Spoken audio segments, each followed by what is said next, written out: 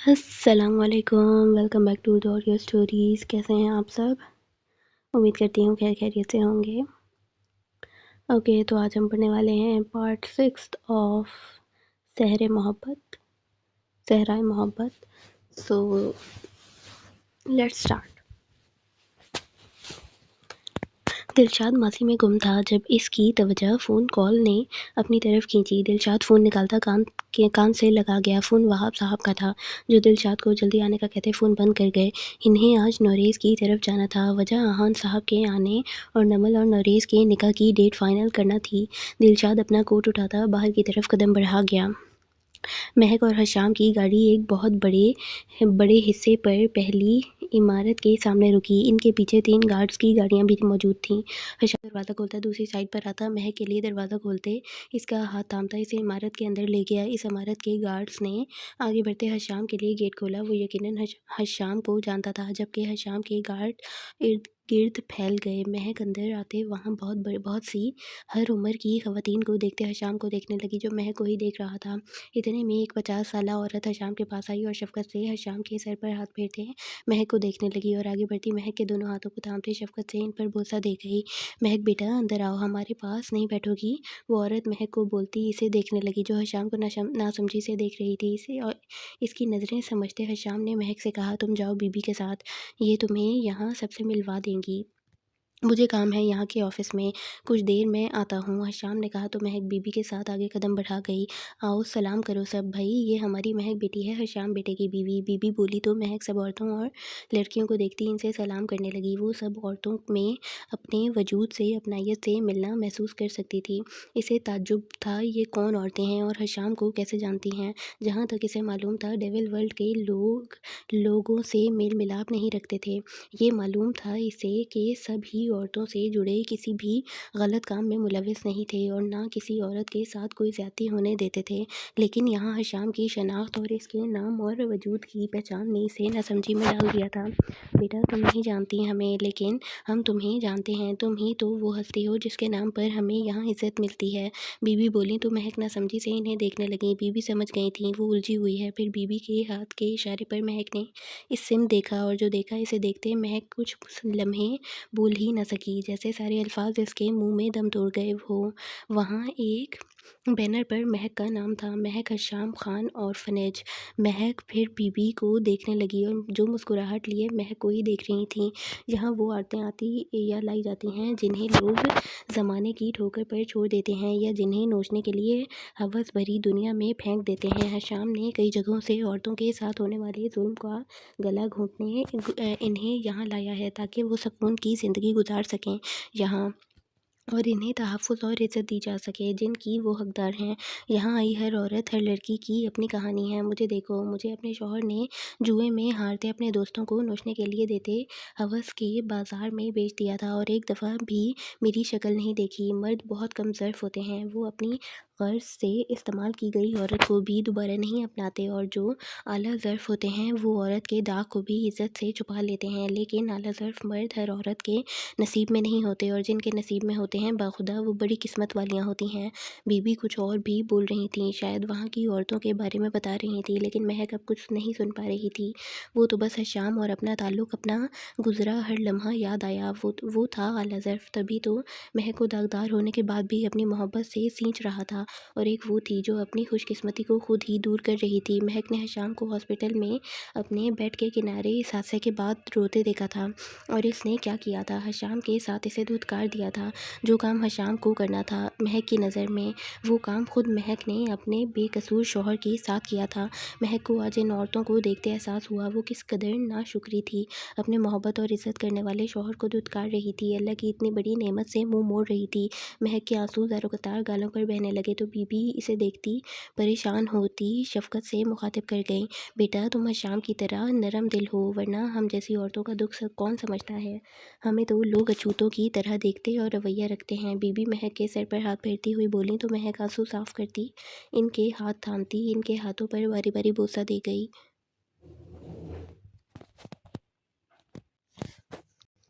आप वसीला हैं अल्लाह का मेरे लिए। आपसे अगर मैं ना मिलती और यहाँ ना आती तो मैं शायद पूरी उम्र गुमराह और नाशुक्री रहती। आपका बहुत शुक्रिया बीबी। महक बोली तो बीबी महक की पेशानी पर प्यार करती, इसे पानी पिलाती, इसे लिए ऑर्फनेज दिखाने लगीं। महक भी खुशी खुशी इनके साथ चलती रही। सारा ऑर्फनेज घूमने के बाद महक की नज़र एक कमरे के दरवाजे पर पड़ी, जहाँ से इसे हशाम की पूछ नज़र आ रही थी और इसके साथ कोई डॉक्टर भी थे, जिनसे हशाम शायद कुछ बात कर रहा था। बीबी कुछ काम क्या कहते वहाँ से गई तो महक हशाम तक पहुँची। महक को पलट कर देखते हशाम ने डॉक्टर्स को जाने का इशारा दिया, जिसे समझते वो लोग चले गए। ये कौन है? महक आगे होती बेड पर लेटे वजूद को देखते हुए बोली, जिसकी क्रिस्टल ग्रे आंखें खुली होने के बावजूद साकत थीं। तुमने ऑर्फनेज देखा? सबसे मिली? हशाम महक के सवाल के बदले इसका ध्यान हटाता हुआ बोला और महक के गिर्द नरमी से एक हाथ का हिसार बना गया तो महक ने गर्दन मोड़े हशाम को देखा। हशाम को महक के चेहरे पर मिटे मिटे आंसुओं के निशान नजर आए तो महक के चेहरे को फौरन दोनों हाथों के प्याले में लेता पूछ उठा, क्या हुआ? महक कुछ कहने के बजाय हशाम को देखती इसके हाथ अपने चेहरे के गिर्द से हटाती हशाम के सीने पर अपना सर टिका गई तो हशाम जैसे साकत हुआ, फिर नरमी से महक के गिर्द हिसार बनाता इसके बालों पर लब रख गया। हशाम मुझे माफ़ कर दो, मैंने गलत किया तुम्हारे साथ, मैंने तुम्हें तकलीफ़ दी। महक सिसकी लेते हुए बोली तो हशाम नरमी से इसे अलग करता महक के आंसू साफ करता बोला, तुमने कुछ गलत नहीं किया, वो मेरी सज़ा थी तुम्हें छोड़ कर जाने की। रोना बंद करो महक, तुम्हारे आंसू मुझे अपने दिल पर गिरते महसूस होते हैं। हशाम ने बोला तो महक दोबारा हशाम के सीने पर सर टिका गई। घर चलें? हशाम ने महक के गिर्द हिसार बनाते कहा तो महक ने इस बात में सर हिलाया तो हशाम महक की पेशानी को चूमता इसका हाथ थामता बाहर कदम बढ़ाने लगा। जब महक दरवाजे पर रुकती फिर पलटती दोबारा इस बेहिस्सो हरकत वजूद को देखने लगी। हशाम ये महक बोलने लगी। जब हशाम इसे चुप करवाता देर होने का कहता इसके साथ बाहर कदम बढ़ा गया। आज सब लोग जन्नत विला में मौजूद थे। वजह नौरेज़ और नमल के निकाह की तारीख तय करना थी, जो कि इस जुम्मे को तय पाई थी। आहान साहब भी नमल से मिलते भी इंतहा खुश हुए थे, होते भी क्यों ना, नमल की ही वजह से तो इन्हें आखिर इनके लाडले इकलौते भतीजे ने अपनी शादी की नवीद जो सुनाई थी। आहान साहब नमल को देखते पहले चौंके थे। इन्हें नमल के चेहरे से अपने किसी अजीज़ की याद आई थी शायद, लेकिन फिर वो अपना ख्याल झटक गए थे। नमल से इन्हें बेजा बेटी जैसी मोहब्बत और अपनायत महसूस हुई थी। दाहिम और इनाया हॉस्पिटल से यहाँ आए थे और हाले वहाब साहब और जरिश के साथ, जबकि दिलशाद ऑफिस से सीधा नौरेज़ के घर आया था। वहाब साहब और जरिश बेगम ने भी सबको दाहिम और हाले का रिश्ता पक्का होने की खबर सुना दी थी, जिसे सुनते ही सब इन्हें मुबारकबाद दे चुके थे। सभी लंच में बैठे खुशगपियों में मसरूफ़ थे। जब सब बड़े लॉन में जाते मुलाजमीन से कहते अपनी चाय का इंतज़ाम वहाँ करवा चुके थे। दाहिम भाई, मैं आपकी साली बनते आपके जूते चुराने की रस्म अदा करूँगी। ये नमल थी जो आज सबसे घुल मिल और अपनायत वाले अंदाज में मुखातिब हुई। अब वो सबको ही और अपनी इस इज़्ज़तदार ज़िंदगी को तस्लीम कर चुकी थी। अब वो इसके अपने थे, जिनके साथ वो महफूज थी। अब वो हर खौफ से ख़ुद को आज़ाद महसूस कर रही थी। सब नमल के इस रूप को मुस्कुराते देख रहे थे। आप पहले ही मेरी ज़िंदगी में सौतन का रोल अदा कर रही हैं, तो साली क्यों बनना चाहती हैं? दाहिम मुँह बसोरता हुआ बोला तो नमल की आंखें फैलीं और इतनी फैली थी कि नौरेज़ और दिलशाद को हंसी ज़ब्त करना मुश्किल हो गया। जबकि हाले खूनख्वार नज़रों से दाहिम को घूरने लगी। सौतन? मैं आपकी सौतन? आप मर्द हैं दाहिम भाई। नमल के बोलने और अंदाज पर नौरेज़ और दिलशाद का कहकहा गूंजा तो दाहिम अपने लिए नमल की मशकूक बात पर तंज़िया नज़रों से नमल को देखने लगा। अल्हम्दुलिल्लाह, और आपकी इत्तला के लिए अर्ज़ है, नौरेज़ मेरा दोस्त नहीं मेरी महबूबा है, तो आप मेरी सौतन हुई। दाहिम बोला तो नमल ने इसे ऐसे देखा जैसे दाहिम का दिमाग चल गया हो। अब तुम्हें नहीं लगता दाहिम, तुम्हें नौरेज़ को छोड़ देना चाहिए, सिर्फ दोस्त के ओहदे पर फ़ाइज़ रखो। ये इनाया थी जो दाहिम को देखती हुई बोली तो दाहिम ने इन्हें देखा। क्यों? दाहिम ने पूछा। देवर जी, मेरी होने वाली देवरानी आपको खूनख्वार नज़रों से घूर रही है। यकीनन ये आपकी इज़्दवाजी ज़िंदगी के लिए मुश्किल बात साबित होने वाली है। इनाया बोली तो दाहिम ने हाले को देखा, जो इनाया की बात पर गड़बड़ा गई थी। शादी के बाद तो वो मैं वैसे भी किसी को देखने के लायक नहीं बचने वाला। दाहिम हाले को अपनी आंखों के हिसार में लेते हुए बोला तो इसकी इस मोहब्बत भरे जुमले पर सब ने हूटिंग की तो हाले भी खफीफ सी हुई। जबकि जो दाहिम अब बोलने वाला था वो हाले को अपनी टोन में वापस ले आया। हाले, आप कितनी लकी हो। नमल इश्तियाक से बोली तो नौरेज़ इसे देखने लगा। लकी तो है, मुझ जैसा हैंडसम नौजवान काबिल डॉक्टर इनका नसीब जो बनने वाला है। लेकिन नमल भाभी, आपका इशारा किस तरफ था? दाहिम गर्दन एक अकड़ाते फिर मासूमियत से नमल की तरफ मुखातिब हुआ, आपके किसी और को ना देखने वाली बात पर। नमल बोली तो दाहिम अपना रुख हाले की तरफ करता हुआ बोला, वो तो मैंने इसलिए कहा था कि अब हाले इतनी मोटी है कि मैं किसी और को कैसे देख सकता हूँ इसके वजूद के सामने। दाहिम के बोलने पर हाले की आंखों में खून उतर आया और बिना किसी की परवाह किए हाले ने दाहिम को खींच कर कुशन मारा, जिसे दाहिम कैश करता, एक आंख विंक करता हाले को मजीद आग लगा गया। अपने बारे में क्या ख्याल है हाथी? हाले जल कर बोली तो सब नई नई दिलचस्पी से देखना शुरू किया। हाले और दाहिम की नोकझोंक फिर शुरू। बड़ा ही नेक ख्याल है हाथी की हथनी। दाहिम के मशकूक अंदाज में बोलने पर हाले ने पहले दाहिम को घूरा फिर मुस्कुराई। भाभी, आपको पता है, कल मैंने एक खबर पढ़ी थी, इसमें था शौहर बहुत जुबान दराज था तो बीवी ने तंग आकर इसकी चाय में गोली मिला दी। अब शौहर सिर्फ हाथों से इशारा करते अपनी बात समझा पाता है। हालैंड के इनाया से बोलने पर चाय पीते दाहिम को धसका सा लगा। इसे इल्म हो चुका था हाले अफरीदी की ये वार्निंग थी, वरना ये काम हाले बखूबी अंजाम देगी। जबकि हाले अपना कप उठाती जताती नज़रों से दाहिम को खांसते हुए देख रही थी। दिलशाद और नौरेज़ दाहिम को देखते सोच रहे थे, क्या खूब जोड़ी है इनकी, एक शेर तो दूसरा सवा शेर। जबकि नमल और इनाया दाहिम की हालत देखते अपनी हंसी छुपा गईं। नमल, निकाह में 3 दिन है, शॉपिंग वगैरह कल से स्टार्ट करेंगे, शायद तैयार रहना तुम। जन्नत आंटी ने सारी जिम्मेदारी मुझे दी है तुम्हारी शॉपिंग की। इनाया बोली तो नमल इसे देखते हुए मुस्कुराई और सर इस बात में हिला गई। जबकि दिलशाद इनाया को देखने लगा। गार्ड्स साथ जाएंगे आप लोगों के, दिलशाद बोला तो सबने इस बात में सर हिलाया। वैसे भाई, आपको कितनी अच्छी बीवी मिली है जो आपकी हर बात मानती है, और एक हमारी होने वाली बेगम है जो आग उगलती हैं। ये दाहिम था कुछ देर पहले वाली हाले की धमकी पर जला भुना हाले को जताते हुए इनाया की तारीफ कर रहा था, जिसे समझते हाले मुस्कुराई। इनका शौहर भी तो देखो, डिसेंट खानज़ादा है, और मेरा होने वाला शौहर ढीठ खानज़ादा। हाले ने भी दाहिम को जवाब देते हिसाब बेबाक किया, लेकिन हाले के डिसेंट खानज़ादा बोलने पर इनाया ने सर झटका। इसे पता था इसका शौहर कितना डिसेंट था। शाम महक को पैलेस में छोड़ता खुद क्रिमिनल ऑफिस चला गया। अब पैलेस में महक, आयत और आयशा थीं, जो पैलेस के लॉन में चहलकदमी कर रही थीं। डेविल ने आयत को नाश्ता करवाते, खुद अपनी नींद पूरी करने का कहते खुद क्रिमिनल ऑफिस का रुख कर लिया था। अब दोपहर तक आयत अपनी नींद पूरी करते फ्रेश सी अपनी ज़िंदगी का नया दिन एंजॉय कर रही थी। आयत, तुम्हारी गर्दन पर ये निशान कैसा? ये आयशा थी जो कब से आयत को जांचती नज़रों से देखती इसके गले पर सुर्ख मुंदमिल निशानों को देखती बोली तो आयत गड़बड़ाती हुई सीधी हुई। आयत का चेहरा डेविल की शिद्दतों को याद करते लाल अनार जैसा हुआ और अपनी गर्दन पर इन निशानों को दुपट्टे से छुपाने की सही की। जबकि महक आयत के चेहरे को देखती अपनी हंसी छुपा गई। वो समझ जो गई थी, लेकिन हमारी अकल से पैदल आयशा को कौन समझाए। महक की दोस्ती भी आयत और आयशा से बहुत जल्दी हो गई थी। वो तीनों एक दूसरे से काफ़ी घुल मिल गई थीं। वो शायद किसी कीड़े ने काट लिया होगा। रात को गार्डन में चहलकदमी कर रही थी ना? आयत अपना रुख फेरती हुई महक को घूर कर बोली तो महक ने कंधे उचकाए। आयत आयशा के चुप होने पर सच शुक्र करती कि चलो आयशा चुप तो हुई, लेकिन इसे क्या पता था कि आगे आयशा ये बात किसके सामने करने वाली थी। रात हुई तो सब ही डिनर कर रहे थे। डेविल हमेशा की तरह आयत को खिलाते हुए खुद भी खाने में मशगूल था जब आयशा की बात पर डेविल का हाथ रुका। जैन भाई, आयत की गर्दन पर निशान है, शायद किसी कीड़े ने काटा है, आयत कह रही थी, जबकि मुझे किसी कीड़े का तो नहीं बल्कि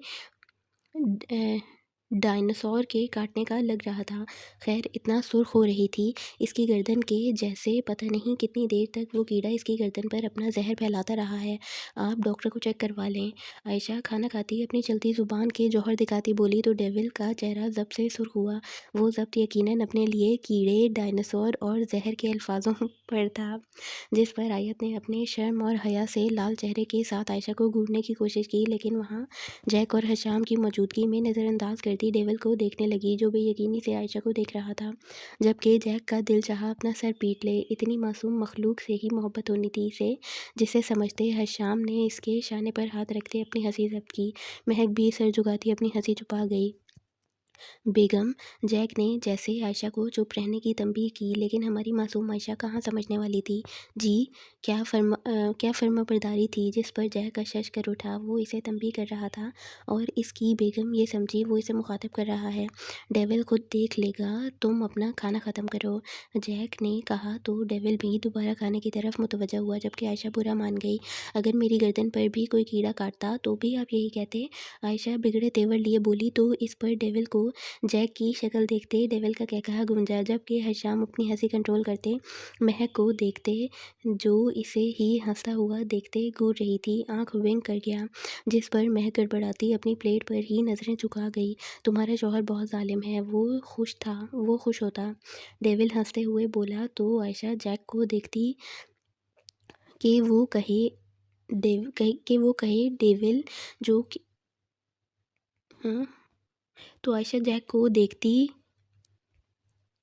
कि वो कहे डेविल जो कह रहा था ऐसा नहीं था, लेकिन जैक बेचारा शर्मिंदा होता कुछ बोल ही नहीं सका और इसे चुप देखते आयशा करती वहाँ से उठती कमरे में चली गई। खाना लगभग सब खा ही चुके थे। जैक भी जल्दी से आयशा की सिमत उठता कदम बढ़ा गया, कहीं ये ना हो आज वो अपने कमरे से दस्तबरदार हो जाए।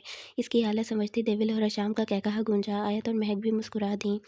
दिलशाद बैकग्राउंड से टेक लगाए अपने लैपटॉप की स्क्रीन की जाने मुतवज्जा था जब इनाया इसके पास आती हुई बोली, आपने मेरा मोबाइल देखा? कहीं मिल नहीं रहा मुझे।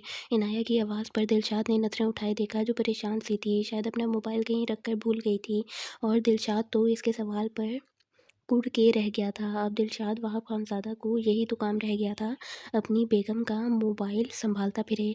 अच्छा, वो जिस पर गोल्डन कलर का कवर था, दिलशाद ने सोचते हुए कहा। हाँ, इनाया फ़ौरन सर इस बात में हिलाती आंखों में चमक लिए बोली, वो जिसकी साइड पर गोल्डन चेन के नीचे कुछ नगीने थे। दिलशाद अपनी बेगम के मोबाइल के यूनिक कवर को याद करते हुए बोला तो इनाया एक कदम मज़ीद आगे हुई। हाँ हाँ, इनाया के चेहरे पर खुशी की लहर दौड़ गई और बड़े गौर से दिलशाद की अगली बात की मुंतज़िर हुई, जैसे अब वो इसके मोबाइल की मौजूदगी का पता बताएगा। नहीं देखा, दिलशाद मुस्कुराता कंधे उचका कर बोला तो इनाया के ऊपर घड़ों पानी पड़ा और जल कर दिलशाद को देखने लगी, जो वापस लैपटॉप पर नज़र जमा गया। खड़ूस, इनाया दिल में दिलशाद को बोलती पलटी, अब मुंह पर बोल कर अपने शौहर से हशर थोड़ी ना करवाना था, लेकिन दिलशाद के बोलने पर रुकी। मैं कॉल कर देता हूँ, तुम बाहर जाकर देखो, अगर यहाँ कमरे में हुआ तो मैं देख लूँगा, नंबर बोलो। दिलशाद बोलता अपना फ़ोन साइड टेबल से उठा गया। इनाया अपने सर पर हाथ मारती पलटी, ये बात इसने क्यों नहीं सोची थी, और कैसे मियाँ बीवी थे एक दूसरे का नंबर तक कैसी सिचुएशन में सेव किया था। इन दोनों ने इनाया दिलशाद को नंबर बताती बाहर की तरफ कदम बढ़ा रही थी, जब इनाया को अपने मोबाइल की रिंगटोन दिलशाद की साइड ही बजती सुनाई दी। इनाया वापस मुड़ी तो दिलशाद अपने बराबर तकिया की हाफ साइड से इनाया का गुमशुदा मोबाइल निकालता हाथ में ले चुका था, जो इनाया ने बेख्याली में वहीं छोड़ते पूरा घर छान मार लिया था, लेकिन वही जगह थी जो नहीं देखी। दिलशाद नफ़ी में सर हिलाते इनाया के मोबाइल की स्क्रीन अपने सामने की तो दिलशाद के माथे पर बल पड़े। इसने तो अपना नंबर इनाया के मोबाइल में हैंडसम हस्बैंड के नाम से सेव किया था, लेकिन अब स्क्रीन पर दहशती हस्बैंड लिखा आ रहा था। इनाया अपना मोबाइल लेने दिलशाद के पास बेड के करीब आई तो दिलशाद को अपने मोबाइल की स्क्रीन को खुनख्वार नज़रों से देखता पाकर अपने एक दिन नए एक दिन नए मोबाइल के लिए दिल से दुआ कर बैठी, क्योंकि एक मोबाइल दिलशाद पहले ही इनाया का चकनाचूर कर चुका था। दिलशाद इनाया का मोबाइल लिए लैपटॉप साइड टेबल पर रखता इनाया की तरफ मुतवज्जा हुआ। दहशती हस्बैंड, अभी बताता हूँ दहशत किसे कहते हैं। दिलशाद इनाया को घूरता इसकी तरफ बढ़ा, अभी बेड से नीचे कदम रखता कि इनाया चीखी और भागने के लिए उल्टे कदम लेती सीधी हुई। दिलशाद भी इनाया के पीछे भागने लगा। इनाया की कोई स्पीड देख लेता तो इसे ओलंपिक्स में जाने को ज़रूर कहता। दिलशाद को इनाया की स्पीड देखते अपनी दहशत का अंदाज़ा हो गया था, तभी जानबूझकर इनाया को नहीं पकड़ रहा था। वो मुस्कुराता, लेकिन हवस चेहरे पर संजीदगी लिए इनाया को कभी सोफ़े के पीछे भागता देखता तो कभी बेड पर चढ़ते ऊपर से नीचे भागते। अब मंजर यूँ था, इनाया आगे आगे और दिलशाद पीछे पीछे। दिलशाद को अपनी बीवी इस वक्त 7-8 8 साल की बच्ची लग रही थी। इनाया दोबारा बेड पर चढ़ने लगी तो कारपेट में पैर उलझाती सीधा कमर के बल बेड पर गिरी और दिलशाद इनाया को लड़खड़ाता देख इनाया का मोबाइल वहीं उछालता इनाया को संभालने के लिए आगे बढ़ा, लेकिन इनाया इतनी अनबैलेंस थी कि खुद तो गिरी लेकिन साथ दिलशाद को भी बेड पर गिरा गई। अब इनाया नीचे थी और दिलशाद अपना वजूद का ज़रा सा बोझ इनाया पर डाले, एक हाथ कोहनी के बल बेड पर रखे, दूसरा हाथ की हथेली बेड पर फैलाए। इसके ऊपर इनाया फटी फटी आंखों से अपने चेहरे पर बिखरे बालों की जाली में से दिलशाद को देख रही थी। फिर इसे दिलशाद की उंगलियों का लम्स अपने चेहरे पर से बाल हटाते महसूस हुआ। दिलशाद इनाया के बाल साइड करता इसकी आंखों में देखने लगा। मैं दहशती हस्बैंड हूँ? दिलशाद इनाया की आंखों में आंखें डाले इससे पूछ रहा था। जब इनाया को दिलशाद की आंखों में से फिर दिलशाद की गले में उभरने वाली हल्की सी हड्डी को देखते अपने गले में कांटे चुभते महसूस हुए। नहीं, वो बस मैं। इनाया और कुछ बोलती कि दिलशाद इनाया के होठों पर झुका और अपनी शिद्दत से इसे दहशत का मतलब समझाने लगा। इनाया अपने हाथ साइड से मुश्किल से निकालती दिलशाद के चौड़े कंधे पर रख गई, जो कब से दिलशाद के वजूद के ज़रा से बोझ के नीचे थे। वो एक नाजुक सी मज़ाहमत थी जिसे दिलशाद ने इनाया की कलाइयों को पकड़ते बेड से पिन करके इस नाजुक मज़ाहमत को ख़त्म कर दिया। इनाया की गैर होती हालत को देखते दिलशाद पीछे हुआ तो इनाया दिलशाद को देखती लंबी लंबी सांस लेने लगी। कैसा लगा दहशती हस्बैंड का शिद्दत भरा लम्स? दिलशाद इनाया की आंखों में देखते हुए बोला तो इनाया खुनख्वार नज़रों से दिलशाद को देखने लगी। दूर हटें, बहुत बेशर्म हैं आप। इनाया दिलशाद को खुद पर झुका देख बोली, जिसने की शर्म इसके फूटे करम। दिलशाद इनाया की हालत से महजूज होता बोला और कहकहा लगा गया, हाँ बिल्कुल, शर्म तो छूकर नहीं गुजरी आपको। इनाया दिलशाद को शर्म दिलाने वाले अंदाज में बोली। बेगम से कैसी शर्म? दिलशाद मुस्कुराते हुए कहता इनाया के गाल को अपने लबों से छू गया। दिलशाद की हरकत पर इनाया के दिल ने एक बीट मिस की। दिलशाद सीधा होता इनाया को सीधा खड़ा कर गया। इनाया ने ज़मीन पर अपने एक दिन नए मोबाइल को चकनाचूर देखते रूहानी शक्ल बनाई, जो दिलशाद बखूबी इनाया पर नज़रें जमाए देख रहा था। फिर लंबी सांस खींचकर हवा के सुपुर्द करता इनाया से मुखातिब हुआ, मैं कल ला दूंगा दोबारा। दिलशाद के कहने पर इनाया ने इसे देखा। पता नहीं ये शख्स कितने मोबाइल देगा और कितने तोड़ेगा, और मैं ज़िंदगी भर मोबाइल की सेटिंग्स और लॉगिन करने में ही गुजार दूंगी, लेकिन अब क्या कर सकती थी। तो कदम वॉशरूम की तरफ बढ़ा दिए।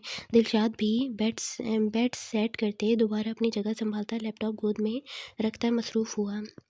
दिलशाद आज ऑफिस से जल्दी आता। ज़रिश बेगम के कहने पर इनाया हाले और दाहिम के साथ शॉपिंग पर गया था, जिन्हें नमल और नोरेज़ भी वहीं ज्वाइन करने वाले थे। हाले और दाहिम का माइयों का दिन नोरेज़ और नमल के वलीमे के दूसरे दिन था। वो लोग एक बुटीक में आए थे जहाँ सिक्योरिटी सिस्टम के साथ प्राइवेसी भी थी और जेंट्स की कलेक्शन भी। हशाम, महक, आयत और डेविल भी वहीं मौजूद थे। वजह दिलशाद के कहने पर इनाया का डेविल लोगों को दाहिम और हाले की शादी में इनवाइट करना था, जिस पर चाहते हुए इनाया दिलशाद को इनकार ना कर पाई, वरना वो यही कहता कि तुम अपने भाई को इनवाइट नहीं करना चाहती क्यों। इन सवालों से बचने के लिए ही इनाया ने डेविल से बात की थी, और ये खबर सुनते आयत खुशी से फूले नहीं समा रही थी। आखिर कितने दिनों बाद वो कोई शादी में जाने वाली थी। आयत की खुशी देखते और ज़िद भी कि आयत को शॉपिंग इनाया के साथ करनी है, क्योंकि आयशा और जैक अपने हनीमून के लिए आज ही पेरिस गए थे, तो वो और महक अकेले कैसे करेंगी शॉपिंग। तो डेविल अपनी बीवी की बात मानने से इनकार कर सकता था भला। मान गया। अब शाम महक, आयत और डेविल भी इनाया के एड्रेस पे सेंड करने पर इस बुटीक में थे। दाहिम और नोरेज़ ने खुशदिली से डेविल और अशाम से मुसाफा किया था, जबकि दिलशाद खुद बुटीक को चारों तरफ से देखने लगा। डेविल आईब्रो रेस करता दिलशाद के एटीट्यूड पर इसे जैसे दाद दे गया हो। सब ही अपनी अपनी शॉपिंग में मसरूफ़ थे, लड़कियां अपनी कलेक्शन साइड पर तो लड़के अपनी। भाई आप सभी ब्लैक शलवार कुर्ता पहनेंगे मेरी मेहंदी पर, दाहिम ने जैसे ऐलान किया था। डेविल तो हाथ रोके दाहिम को ऐसे देखने लगा जैसे इसने डेविल को कड़वा बादाम खिला दिया हो। तो दिलशाद का रिएक्शन भी कुछ ऐसा ही था, जबकि हशाम और नरेश अपने लिए ब्लैक कुर्ता ढूंढने लगे। मैं नहीं पहनूँगा। ये दिलशाद और डेविल दोनों थे जो यकज़ुबान होकर ऐसे बोले जैसे आसमान इनके सर पर गिरा हो, और फिर बोलने के बाद एक दूसरे को खूंखार नज़रों से देखने लगे। और फिर दाहिम का लड़ाका औरतों की तरह तिवरी चढ़ाकर दोनों हाथ कमर पर रखे इन्हें ही घूर रहा था। मैंने कहा, सब तो सब। दाहिम ने भी अपनी बात पर डट कर कहा, मुझे कुर्ता नहीं पसंद। डेविल ने बोला तो दिलशाद भी इसकी तायद में अपने लिए बोला, और तुम्हें अच्छे से पता है मेरा भी। दिलशाद बोला तो डेविल ने सर झटका। इस बंदर पर तो ये कपड़े सूट नहीं करते, तो कुर्ता कैसे करेगा। डेविल की बड़बड़ाहट वाज़ेह थी, जो 6 कदम दूर दिलशाद के कानों में पड़ी। और अपने बारे में क्या ख्याल है अफ्रीका के गुरीला। दिलशाद भी दोनों हाथ जेबों में डालते हुए तंजिया बोला तो डेविल ने आईब्रो रेस करते अपना एक हाथ हवस जेब में डले रहने दिया, जबकि दूसरा हाथ सेट किए हुए बालों में चलाया। बड़ा अच्छा ख्याल है। डेविल कदरे इत्मीनान से बोला तो दिलशाद को आग लगी। किडनैपर के ख्याल भी अच्छे हैं। वाह क्या तबसरा है। दिलशाद के तंज पर डेविल ने पूरा रुख दिलशाद की जानिब किया। तुम ज़्यादा नहीं बोल रहे कुछ।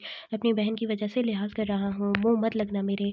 डेविल ने दिलशाद को देखते हुए जताने वाले अंदाज में कहा, लेकिन दिलशाद के लबों पर मुस्कुराहट रेंग गई। और तमाम लड़कियां जो अपने शौहरों और होने वाले शौहरों की पसंद का जोड़ा लेने की गर्ज से इन्हें बुलाने के लिए जेंट्स की कलेक्शन में दाखिल हुई थीं, दिलशाद और डेविल को आमने सामने देख और लफ्ज़ों के तीर चलाते देख वहीं थम गईं। दिलशाद और नोरिस ने पहले ही ओनर से बात करते हुए प्राइवेसी का ख्याल करवाया था, ताकि तमाम लड़कियां सुकून से शॉपिंग कर सकें। इसीलिए वहाँ इन लोगों के अलावा चंद स्टाफ मेंबर्स थे जो इनके मना करने पर वहाँ का रुख नहीं कर रहे थे, क्योंकि सब अपनी शॉपिंग खुद करना चाहते थे। और डेविल ने इस बुटीक के बाहर अपने आदमियों को आम हुलिये में सिक्योरिटी के लिए लगाया हुआ था। वजह दिलशाद और नोरेस के गार्ड्स की मौजूदगी थी। कोई कमबख्त ही होगा जो अपनी अपनी जो इतनी खूबसूरत बीवी होने के बावजूद तुम्हारे मुंह लगेगा। चिच चिच। दिलशाद के जुमानी बात पर डेविल को तो आग ही लग गई थी, जबकि इनाया वहाँ खड़ी शर्म से पानी हुई, जिसे देखते आयत ने महक के हाथ से फ्रेंच फ्राइज़ का मिनी बाउल लेते किसी फिल्म की तरह सीन एंजॉय करना शुरू कर दिया। इसे कितना मज़ा आया था। डेविल और दिलशाद की 2 मुलाकातों में ये कोई इससे पूछे। आयत की हरकत पर दाहिम इसके पास आते खुद भी फ्राइज़ एंजॉय करने लगा। बकवास बंद कर, तेरा मुंह तोड़ दूंगा मैं। डेविल जब्त से गुर्राया तो हशाम और नोरिस दिलशाद और डेविल को देखते नफ़ी में सर हिलाते साइड पर होते वहाँ के स्टाफ मेंबर को इशारे से बुलाता सरगोशी किए सबके लिए सॉफ्ट ड्रिंक्स और फ्राइज़ लाने का कह गए, जिसकी तकमील भी हो गई। जैसे मैंने तो तेरी बहन की चूड़ियाँ अपने हाथों में पहनी हुई हैं। दिलशाद ने कहा तो डेविल मुस्कुराया, जबकि दाहिम ने अपने पीछे कुछ साइड पर खड़ी हाले के हाथ से इसका आधा खाली किया हुआ सॉफ्ट ड्रिंक का केन लेकर अपने लबों से लगाया। हाले दाहिम को घूरने लगी, जब दाहिम ने इसे एक आंख विंक करते गड़बड़ाने पर मजबूर कर दिया। बेशर्म। हाले दाहिम की हरकत पर गड़बड़ाती दोबारा शो की तरफ, मेरा मतलब है दिलशाद और डेविल की तरफ मुतवज्जा हुई। पहन लो, यकीन मानो शकीरा लगोगे। डेविल ने इस अंदाज में कहा कि नोरिस, दाहिम और हशाम ने बमुश्किल अपना कह कहा जब्त किया, जबकि लड़कियां हवनक बनी इनकी गुफ्तगू सुन रही थी। लेकिन एक थी जो आंखों में चमक लिए फ्राइज़ एंजॉय करते सीन भी एंजॉय कर रही थी, और वो कौन थी ये बताने की ज़रूरत थोड़ी ना है मुझे। लगता है भाभी मुंह नहीं लगाती, तभी मर्दों में भी औरतों को तलाश कर रही हो। दिलशाद तंजिया बोला तो डेविल का डिम्पल वाज़ेह हुआ, जबकि महक ने आयत को कोहनी मारी, जिससे आयत शर्म से लाल होती महक को घूर गई। इसका छोड़ो, अपना बताओ, तुम क्यों मरे जा रहे हो मेरे मुंह लगने के। डेविल ने भी तंजिया कहा तो दिलशाद ने इसे खूनख्वार नज़रों से घूरा, जबकि नोरिस ने थोड़ा नमल की तरफ खिसकते नमल के कान में सरगोशीनुमा अंदाज में कहा, हम भी अपनी बेटी के तहफ़्फ़ुज़ के लिए एक जैन जैसा भाई से पहले गिफ्ट करेंगे। जिस पर नमल शर्म से लाल होती पहलू बदल कर हाले के पास खिसकी। इतने बुरे दिन नहीं आए मेरे। दिलशाद ने भी इत्मीनान से कहते डेविल को जताया। लगता है दिलशाद वहाब खानज़ादा की ज़िंदगी में बुरे दिन आने वाले हैं। डेविल ने एक आंख विंक करते हुए कहा तो दिलशाद मुस्कुराया। वो तो तभी आ गए थे जब इतनी खूबसूरत बीवी के साथ सड़ा हुआ साला मिला था, और यहाँ हुई सबकी बर्दाश्त ख़त्म। हशाम दाहिम नोरेज़ का क्या कहा गूंजा और ख़वातीन की निस्वानी हंसी। आयत ने मुंह बनाया। क्या ज़रूरत थी गला फाड़ कर हंसने की, अभी इसे और एंजॉय करना था। दिलशाद और डेविल ने गर्दन मोड़े इन लोगों को देखा जो क्या कहा लगाते पेट पकड़ कर दोहरे हुए जा रहे थे, फिर एक दूसरे को और फिर सर झटकते दोनों खुनख्वार नज़रों से सबको सीने पर हाथ फोल्ड किए देखने लगे, जिनके साइड पर आधे किए गए आधे खाए बाउल में फ्राइज़ और सॉफ्ट ड्रिंक्स रखी थीं। तो वो लोग इनकी लड़ाई टॉक शो की तरह देखते एंजॉय कर रहे थे। दिलशाद और डेविल के देखने पर सब लोग सीधे हुए। हाले चलो मैं तुम्हारी मदद करता हूँ। दाहिम तो दिलशाद को खुनख्वार नज़रों से घूरता पाकर जल्दी से हाले के साथ खिसक लिया, कहीं दिलशाद इसको शादी किए बिना ही इस दुनिया से ना खिसका दे। महक, तुम क्यों खड़ी हो यहाँ? चलो जल्दी, मैं मदद करता हूँ तुम्हारी, मेरी प्यारी बेगम। हश्याम भी डेविल की नज़रों से की ताब ना लाते हुए जल्दी महक को लिए 9-2-11 हुआ। नमल, चलो मेरी पसंद की निकाह की ड्रेस लो, मैं अपनी पसंद में तुम्हें देखना चाहता हूँ। नोरेस भी 2 कदम पीछे होता जल्दी वहाँ से नमल को लिए गायब हुआ। दिलशाद की तोपों का रुख अब इनाया की तरफ था, जबकि डेविल का अपनी मुंह बनाती बीवी की तरफ। दिलशाद घबराती इनाया के हाथ को थामते इसे लिए वहाँ से निकला, जबकि इनाया दिल में अपने लिए दुआ करती कटी डोर की पतंग की तरह दिलशाद के साथ खींचती चली गई। तो डेविल भी आयत के करीब होता, इसका हाथ थामता, इसीलिए लेडीज़ कलेक्शन की तरफ गया। दिलशाद इनाया को लिए वहाँ इसके लिए कोई ड्रेस सेलेक्ट करने लगा, जबकि इनाया शुक्र का कलमा पढ़ती दिलशाद को देखने लगी, जो बहुत संजीदगी से इनाया से कुछ फासले पर इनाया के लिए ड्रेसेस को देख रहा था। फिर इनाया से बोला, मुझे कुछ अच्छी नहीं लग रही ड्रेसेस, यहाँ चलो दूसरी साइड चलते हैं। दिलशाद ने कहा, एक बात पूछूं? इनाया ने कहा तो दिलशाद ने इसे देखा, फिर सर को जुम्बिश देते जैसे इजाज़त दी और 2 कदम के फासले पर इनाया से जेबों में हाथ डाले खड़ा हुआ। वहाँ इन दोनों के अलावा कोई नहीं था, सब लोग अलग-अलग कलेक्शंस में मसरूफ़ थे।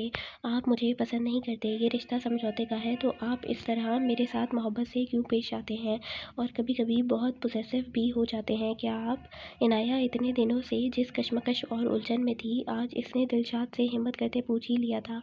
इसे पता था ये जगह दुरुस्त नहीं इस बात के लिए, लेकिन वो अब खुद को पुरसुकून करना चाहती थी और ये भी जानती थी दिलशाद के इशारे किए बिना यहाँ कोई कदम नहीं रखेगा। फिर अपनी बात अधूरी छोड़ती सर झुकाती घबराहट में हाथ मसलने लगी। दिलशाद इसकी बात सुकून से सुनता, फिर अधूरी बात छोड़ने पर इनाया के एक कदम करीब हुआ। इनाया ने सर उठाकर देखा तो दिलशाद अपनी आंखों से इसकी ही आंखों में देख रहा था। क्या मैं? दिलशाद ने इनाया की बात को जारी रखते हुए पूछा, क्या आप मुझसे मोहब्बत करने लगे हैं? हमारा रिश्ता कबूल कर चुके हैं? इनाया आंखों में नमी लिए दिलशाद की आंखों में देखते हुए पूछने लगी। इनाया तो इस रिश्ते में आते ही अपने मजाजी खुदा को अपने दिल में बसा चुकी थी और ये बात आज इसकी आंखें बोल रही थीं। इनाया दिलशाद की मोहब्बत में गिरफ्तार हो चुकी थी। दिलशाद इसकी आंखों में अपने लिए मोहब्बत देख सकता था। दिलशाद ने नरमी से इनाया की आंखों से बहने वाला आंसू अपनी उंगलियों के पोरों से साफ किया। इनाया को आज दिलशाद का लम्स अपनी जीने की वजह लगी। मैं ये रिश्ता कबूल कर चुका हूँ, तो तुम मेरी बीवी हो। मैं खानज़ादा हूँ, मुझे अपनी इज़्ज़त के लिए पॉसेसिव होना मेरे खून में शामिल है। चाहे ये रिश्ता समझौते से जुड़ा है, लेकिन तुम मेरी बीवी हो और मुझे तुम अब बहुत अज़ीज़ हो। मैं तुम्हें सारे हकूक़ दूँगा जिन पर सिर्फ़ मेरी बीवी का हक़ है। दिलशाद वहाब खानज़ादा कभी किसी के हक़ तलफ़ी नहीं करता। दिलशाद ये कहता पलटते हुए मोबाइल निकालने लगा, जब इनाया के अल्फ़ाज़ ऐसे साकत कर गए। और मोहब्बत? कुछ लम्हे यूं ही गुजरे, फिर इनाया ने दिलशाद को कहते सुना, मैं अपने हिस्से की मोहब्बत कर चुका हूँ, मैं अब वैसी मोहब्बत कभी भी किसी से नहीं कर सकता। इनाया को दिलशाद के अल्फाज जैसे जैसे पत्थर का कर गए। कितना अजाब जैसा होता है अपने महरम के मुंह से किसी और की मोहब्बत का एतराफ़। फिर दिलशाद वापस इनाया की तरफ पलटा और इसके कुछ देर पहले गर्म हाथों को दोबारा थाम गया। दिलशाद इनाया के हाथ ठंडे महसूस हुए। दिलशाद ने इनाया के हाथों को अपने हाथों की गर्माहट देते सहलाया। मुझे तुम अज़ीज़ हो, मैं तुमसे ताउम्र वफ़ा निभाऊँगा, क्योंकि ये सरफिरा खानज़ादा अपने दुश्मनों से भी गद्दारी नहीं करता। तुम तो फिर इस खानज़ादा की बीवी हो। दिलशाद ने कहा तो इनाया ने अपने शौहर को मुस्कुराती नम आँखों से देखा। मुझे नहीं पता आप किससे मोहब्बत करते हैं, ना मैं आपसे पूछूंगी। मुझे मान है आपकी बीवी बनने पर, आपके मेरे लिए वफ़ा निभाने पर। मैं आपकी हर बात पर ईमान लाती हूँ। मोहब्बत ना करें आप मुझसे, मेरे लिए आपकी दी गई इज़्ज़त काफ़ी है। मैं ताउम्र आपसे वफ़ा निभाऊंगी। ये सरपीर खानज़ादा की बीवी का खानज़ादा से वादा है। इनाया ने कहा तो दिलशाद ने इसके हाथों पर बोसा दिया और नरमी से इसे अपने हिसार में लिया। कुछ मोहब्बतें इसलिए अधूरी होती हैं ताकि इज़्ज़तें अपनी अहमियत दिखा सकें। दिलशाद और इनाया की ज़िंदगी में मोहब्बत नहीं लेकिन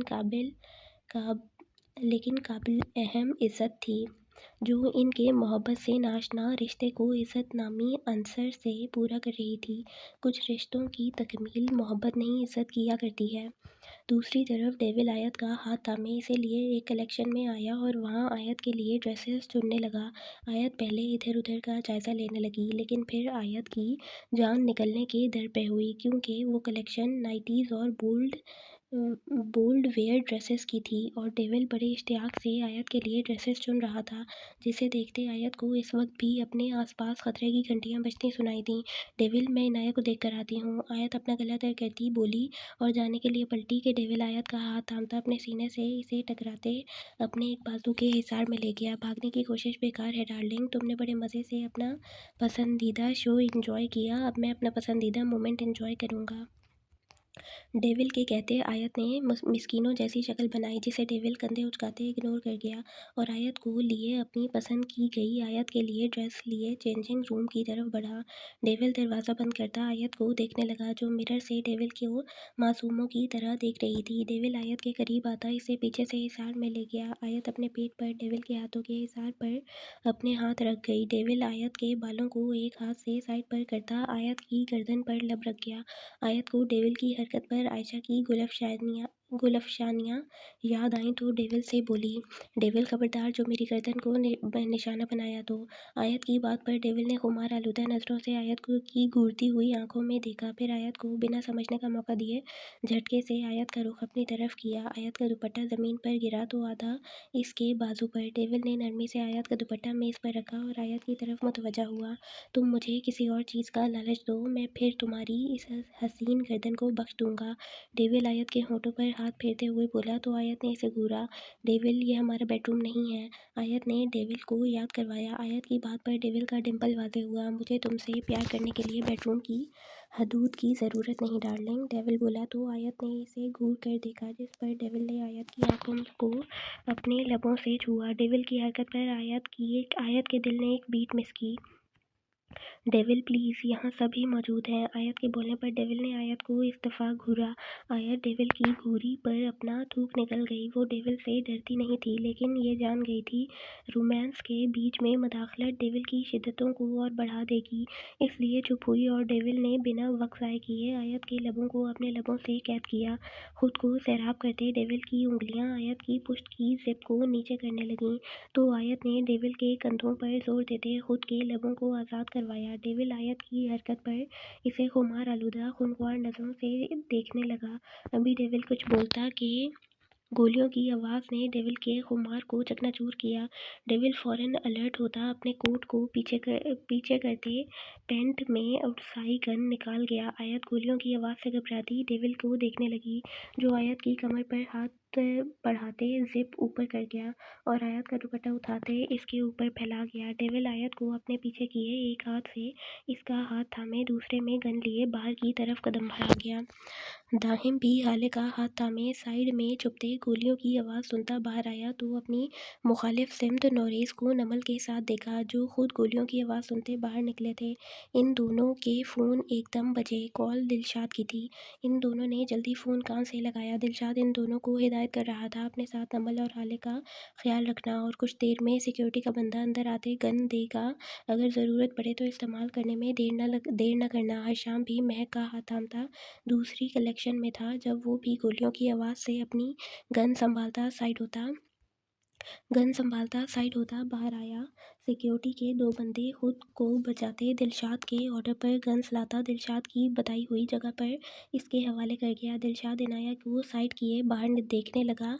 इसकी अपोजिट डायरेक्शन में डेविल भी खूंखार नज़रों से हमला करने वालों को घूर रहा था। वो हमला करने वाले डेविल या फिर दिलशाद के ही दुश्मन हो सकते थे। दिलशाद को अचानक अपने इंटरनेशनल बिजनेस राइवल की धमकी याद आई। दिलशाद ने जब से अपनी आंखें मीच कर दोबारा खोली, अगर ये सब कलंदर तुम करवा रहे हो तो मैं तुम्हें अब जहन्नुम में पहुंचाऊंगा।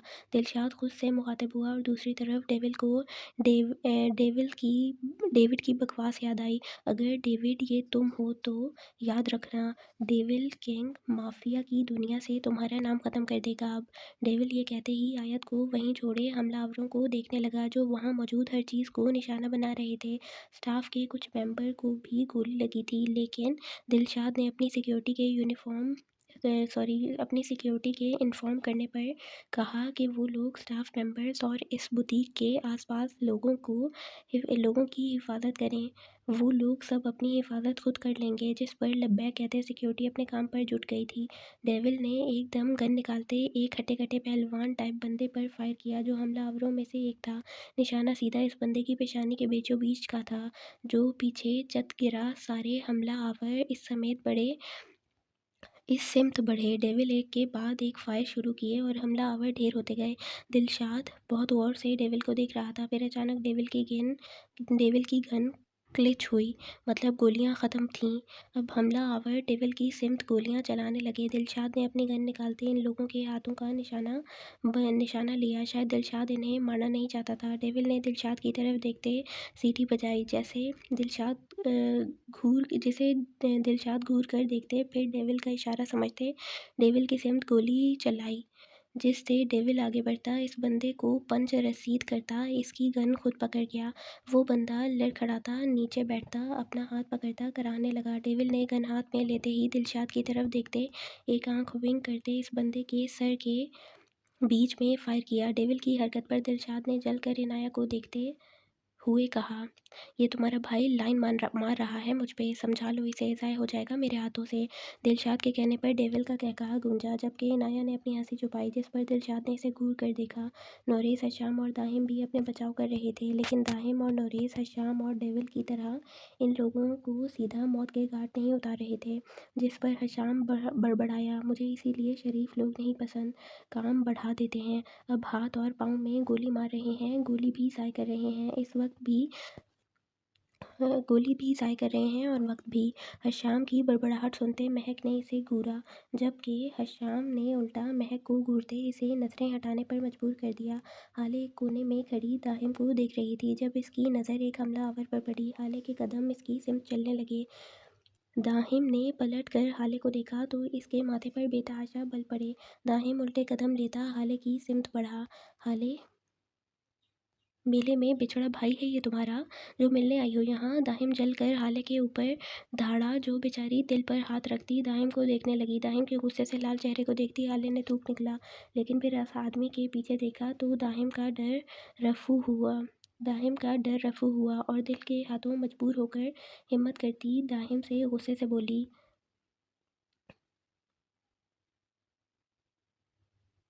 दाहिम, ये मेरे पसंद किए निकाह के लहंगे के सामने खड़ा है, वो ख़राब हो जाएगा, इससे बोलो साइड पर हो जाए। हाले ऐसे बोली जैसे वो आदमी हमलावर नहीं, वहाँ का सेल्समैन है। वो आदमी भी पहले इन दोनों को नासमझी से देखने लगा। ये तो शुक्र था इसकी गन से गोलियां ख़त्म थीं, वरना हाले की रिक्वेस्ट पर वो आदमी ज़रूर इसकी बात बिल्कुल नहीं मानता। जबकि दाहिम तो हाले की बात पर हश कर उठा। इसकी हाले ने अपनी जान खतरे में डाली तो किस लिए? एक लहंगे के लिए। दाहिम सोचता भिन्न ना कर हाले से मुखातिब हुआ, हाले, लहंगा ज़रूरी है, ये तुम्हारी जान। दाहिम गुस्से से बोला, जबकि हाले की कही अगली बात पर दिल चाहा अपना सर पीट ले। लहंगा? हाले के जवाब पर वो आदमी भी मुंह खोले हाले को देखने लगा। जब दाहिम जल कर बोला, भाई ले जाओ इसे, और गोली मारने से पहले लहंगा पहनने का टाइम ज़रूर देना। दाहिम जल कर बोलता वहाँ से निकला। जब हाले इस आदमी को देखती फिर दाहिम के पीछे चीखी, दाहिम, मैं तुम्हारी होने वाली बीवी हूँ। हाले की बात पर दाहिम पलटा और इसे देखने लगा। अच्छा, मुझे लगा मेरे पोते पोतियों की होने वाली दादी हो। दाहिम ने हाले को आईब्रो रेस करते बोला और फिर जाने लगा। हाले दाहिम के पलटते इस आदमी को देखने लगी, जो वापस अपनी टोन में आते हाले को दुश्मन समझते घूर रहा था। मेरा होने वाला शौहर बहुत हैंडसम है और ख़तरनाक भी, ऐसे मत घूरो, वो तुम्हारी हड्डियाँ तोड़ देगा। हाले ने बेबसी से चीखते हुए कहा, ताकि दाहिम खुशनुदी सुनकर ही इसकी मदद कर दे, जिस पर दोबारा दाहिम पलटा और दोनों हाथ कमर पर टिकाकर ऊंची आवाज़ में बोला, मैं सच सुनकर भी तुम्हारी मदद नहीं करूँगा। दाहिम के कहने पर आदमी हाले की तरफ कदम बढ़ाने लगा। जिस तक दाहिम एक जस्त में पहुंचा और इसे घूरने लगा, वो आदमी नसमझी से दाहिम को देखने लगा। खुद ने कहा था मदद नहीं करूँगा, अब क्यों आया है? इतने में दाहिम ने इसे पंच मारा, जिससे वो आदमी 4 कदम पीछे हुआ। हम बात कर रहे हैं ना, बीच में क्यों आए? दाहिम इस आदमी को घूरते हुए बोला, जो अपनी नाक सहला रहा था। फिर हाले को देखने लगा, तुम तो मेरी मदद नहीं करने वाले थे, अब क्यों आए हो? हाले भी दाहिम की टोन में गुस्से से कमर पर हाथ टिकाती लड़का औरतों की तरह बोली। वो आदमी दोबारा गुस्से से इनकी तरफ आया, जिसे देखते हाले ने अपनी तरफ से जोरदार थप्पड़ इसे रसीद किया। वो आदमी नासमझी से मुंह पर हाथ रख के हाले को देखने लगा। यकीनन हाले की हिम्मत दाहिम के वहां खड़े होने से थी, वरना पहले कैसे भीगी बिल्ली बनी दाहिम को पुकार रही थी। दाहिम सोचता मुस्कुराया, देख नहीं रहा हम लड़ रहे हैं?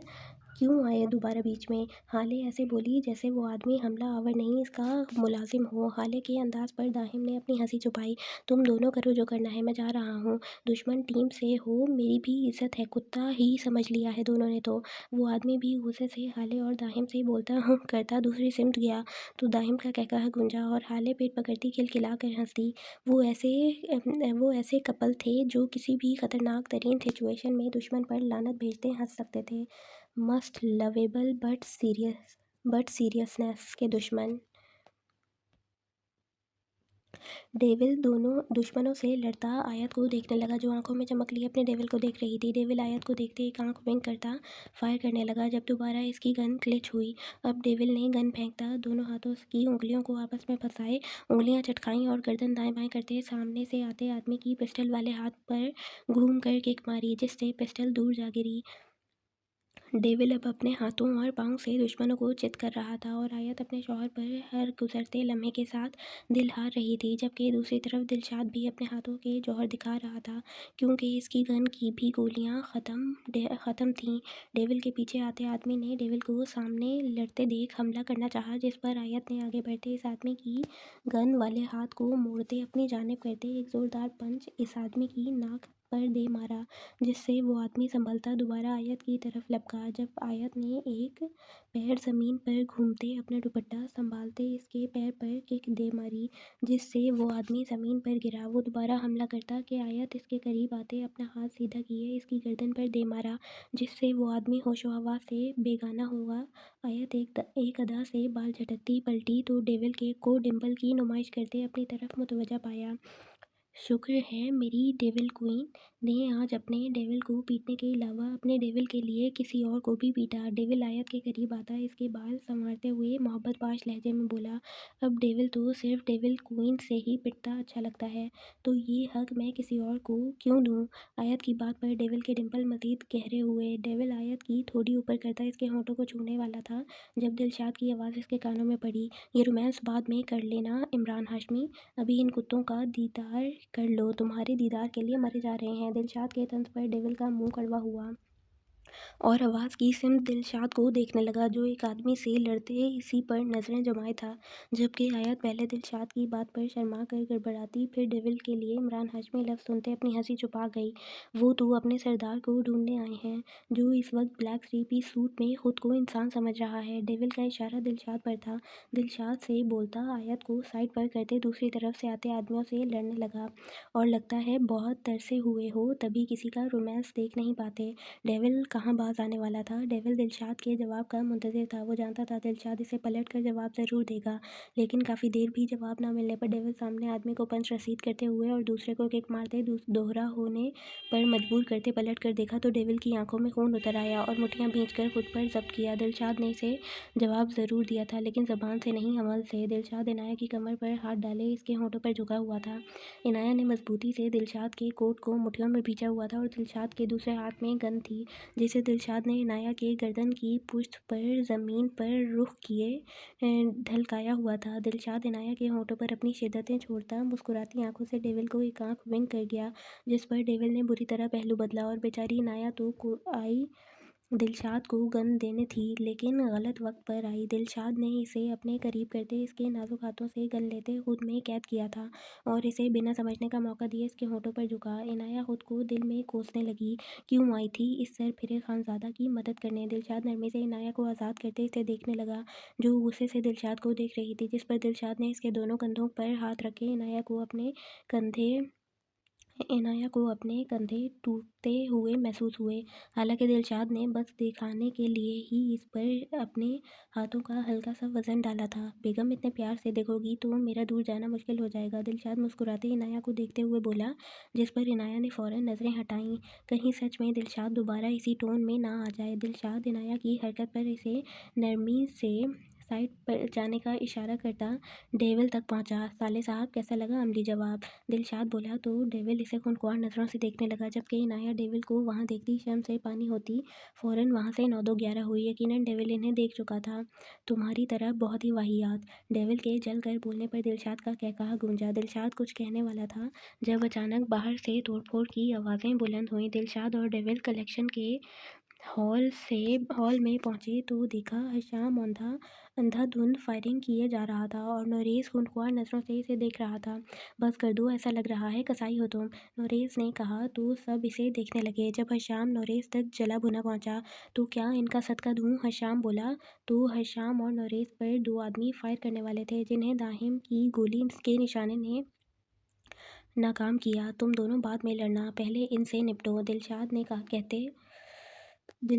कहते दाहिम की तरफ आते आदमी की तरफ फायर किया। दाहिम नोरेस, हशाम, डेविल और दिलशाद कलेक्शन के हॉल में खड़े थे। अभी वो लोग एतराफ़ में नज़रें दौड़ाते कि डेविल ने कहा, सारी लड़कियां कहाँ हैं? डेविल की बात पर हशाम, नोरेस और दाहिम ने इसे बताया वो लोग नमल, हाले और महक को एक सेफ रूम में पहुंचा चुके हैं, जबकि दिलशाद ने इनाया को आयत के साथ भेजा था। इनके जवाब पर डेविल के चेहरे पर नागवारी छाई। डेविल ने आयत को अपने पीछे साइड पर रहने को कहा था, लेकिन वो इनाया को लिए कहाँ चली गई थी। लड़ते वक्त भी डेविल ने बार बार नज़रें जमाए आयत को ढूंढना चाहा था, लेकिन वो इसे कहीं नहीं मिली। इतने में कुछ आदमियों के दौड़ने की आवाज़ इन्हें अपनी तरफ आती सुनाई दी, जिस पर डेविल चौकन्ना हुआ, लेकिन दिलशाद ने इत्मीनान से कहा, वो लोग नहीं होंगे, ये इसके सिक्योरिटी गार्ड्स होंगे, जिस पर भी डेविल ने इत्मीनान नहीं लिया। वो डेविल किड था, अमेरिका का वन एंड ओनली डॉन। वो अपनी तरफ बढ़ती आहट से पहचान लेता था कदम दोस्त के हैं या दुश्मन के। सबका रुख सामने आते आदमियों पर था, जो हॉल के अतराफ में 2 कतारों में कदम बढ़ा रहे थे। फिर सामने से आते इन 2 आदमियों पर नज़र पड़ी तो हशाम ने डेविल की तरफ देखा। डेविल के चेहरे पर मुस्कुराहट थी, लेकिन आंखों में सर्दमोरी वहशत लहू देती संजीदगी। दाहिम और नोरेस इन्हें नासमझी से देख रहे थे, जबकि दिलशाद इन 2 में से एक चेहरे को जानता था, और वो था कलंदर मलिक, सुल्तान मलिक का बड़ा बेटा, जो इंटरनेशनल बिजनेस के नाम पर ड्रग सप्लायर था। दिलशाद की अपनी ऑर्गेनाइजेशन की सिक्योरिटी में इसे इसका नाम मिला था, जिस पर दिलशाद ने सीबीआई को इसके पीछे लगाते इसे ख्वार किया था, और अब वो छुपते छुपाते फिर रहा था और कई दफ़ा दिलशाद की धमकियां भी दे चुका था। जबकि दूसरा आदमी सिद्दीकी था, आयत का बाप, जिसकी गद्दारी की खबर को पहले ही मौसूल हो गई थी। कलंदर मलिक आगे होते दिलशाद को देखने लगा, जो हमवल जेबों में हाथ डाले इत्मीनान से खड़ा था।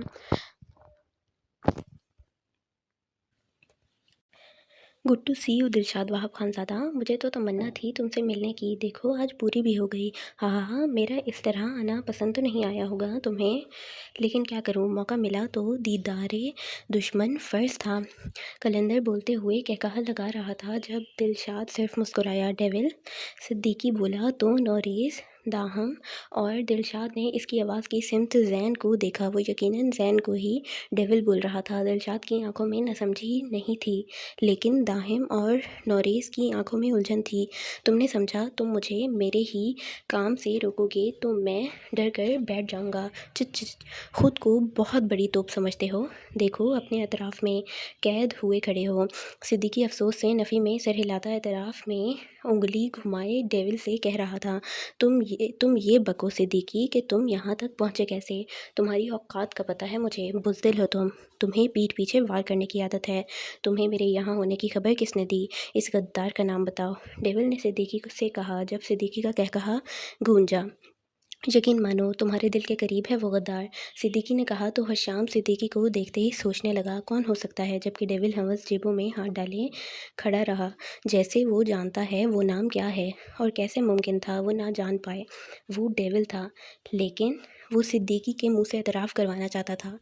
नाम का क्या करोगे, चलो मिलवा ही देता हूँ। सिद्दीकी ने डेविल की आंखों में देखते अपने आदमी को इशारा किया, जो इशारा मिलते ही अपना काम कर चुका था, जबकि हशाम सिद्दीकी की जुर्रत पर लहू होती आंखों से इसे देखने लगा। ये वही था जो डेविल की मौजूदगी में सिर भी नहीं उठा पाता था, और आज इसकी इतनी जुर्रत। वो आदमी कुछ देर बाद अपने साथ इस गद्दार को लिए वहां पहुंचा।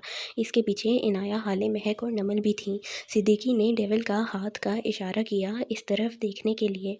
डेविल ने गर्दन मोड़ कर देखा तो सिद्दीकी का इशारा आयत की तरफ था। डेविल ने इन्हें आंखों से आयत को देखा, जिन आंखों में कभी भी वहशत होते हुए भी आयत की तरफ देखने पर वो आंखें चमक उठती थीं, लेकिन आज इन आंखों का तासुर पल को भी नहीं बदला था। जबकि आयत डेविल की आंखों में आज अपने लिए सर्दमोहरी लहू देती सख्ती देखते अंदर तक कांप गई थी, और यही तो डेविल चाहता था। तभी कुछ दिनों से आयत के डेविल को बेवकूफ़ समझने की गलती को सच ही बनाए रखा, जबकि हशाम की आंखों में बेयकीनी छा गई। इसकी भाभी ने सिद्दीकी का साथ दिया, जबकि वहाँ खड़े दिलशाद और इनाया सब ने ही आयत की तरफ नासमझी से देखा था। वो लोग ये तो समझ गए थे ये शख्स जैन का दुश्मन है, लेकिन शायद ये भी समझ गए थे आयत का बाप भी है, और आयत का कसूर क्या था। ओके, कुछ दिन पहले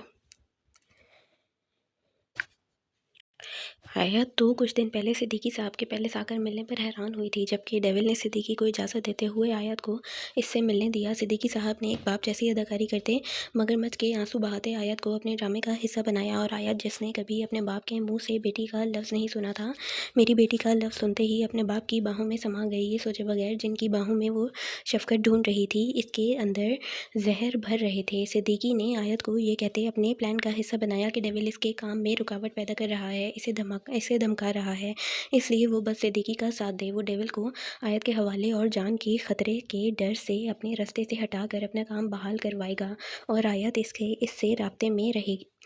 आयत ने भी अपने बाप की बात मानते वही किया, और इनको यहाँ का पता देने वाली भी आयत थी, वरना डेविल और दिलशाद तक आसानी से ये लोग पहुँच जाएं हो ही नहीं सकता था।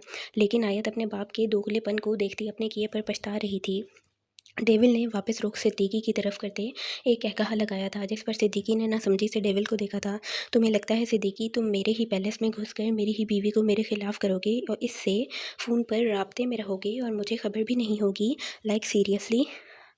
हाय, क्या अदा थी डेविल की। डेविल की बात इसके लहजे आईब्रो रेज करके जताने पर तो वहाँ समेत हर शख्स के साथ दिलशाद भी डेविल के खुले दिल से इम्प्रेस हुआ था।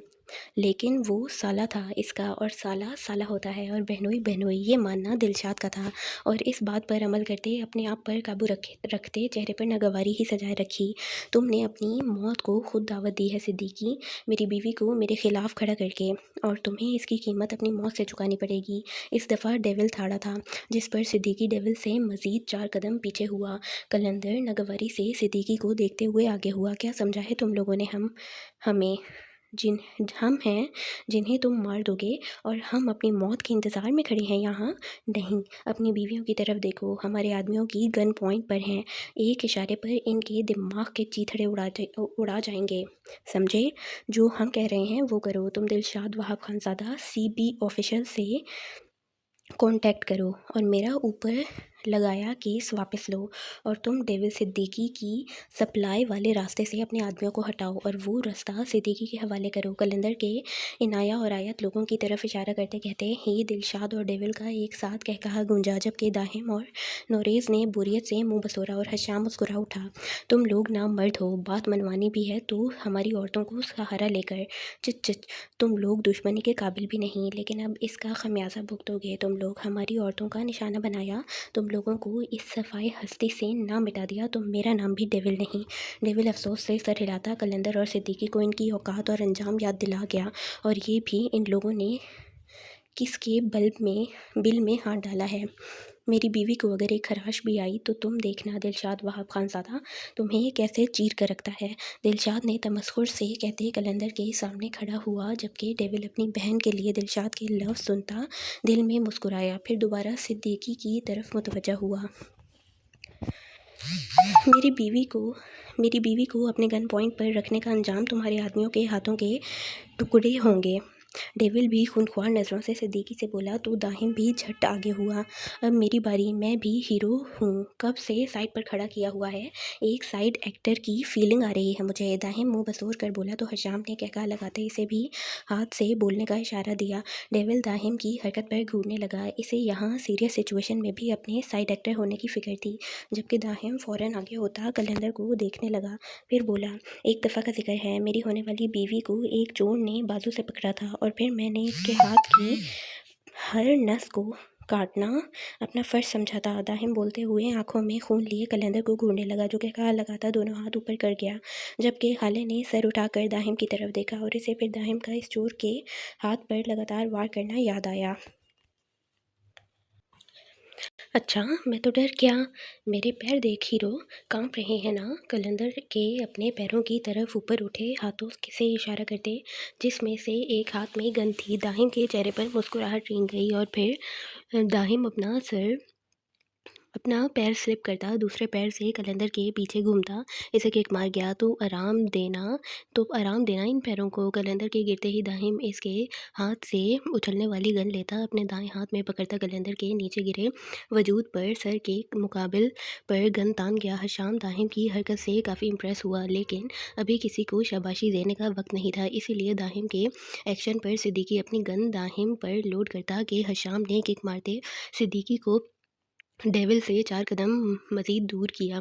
तो डेविल भी सिद्दीकी के हाथ से उछलती गन को थामता आयत को गन पॉइंट पर रखने वाले आदमी के सर पर वार करता। इनाया के बाजू को दबोचे आदमी के भी सर पर फायर कर गया। नमल, हाले और महक पर वो लोग वार करते कि हशाम नोरेज़ की तरफ गन उछालता अपने सामने गन ताने वाले आदमी की तरफ बढ़ता, जो हशाम को फायर करने वाला था कि दाहिम अपनी गन दिलशाद की तरफ उछालता हशाम की तरफ दौड़ता, फिर स्लिप खाता इस आदमी के हाथ से नीचे से गुजरता साइड पर खड़ा होते इसके दाएं कंधे पर हाथ रख गया और हशाम की तरफ देखने वाला आदमी शॉक्ड हुआ दाहिम की स्पीड देखने में मगन था। जब हाथ की थपथपाहट से गर्दन मोड़े देखा तो दाहिम को अपने बराबर खड़ा पाकर इसका मुंह हैरत के झटके से खुल गया। ये इंसान था, ये गोली। दाहिम इस आदमी के खुले मुंह को देखते महसूस हुआ और फिर इस आदमी की थोड़ी के नीचे 2 उंगलियां रखते मुंह बंद करते बोला, मुंह तो बंद करो अंकल।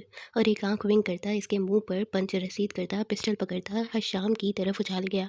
हशाम ने दाहिम को इस आदमी को अब किक मारता देख दाहिम की पुश्त को दाद देती नज़रों से घूरा, फिर जा बजा वहाँ इन लोगों के आदमियों पर फायर करने लगा।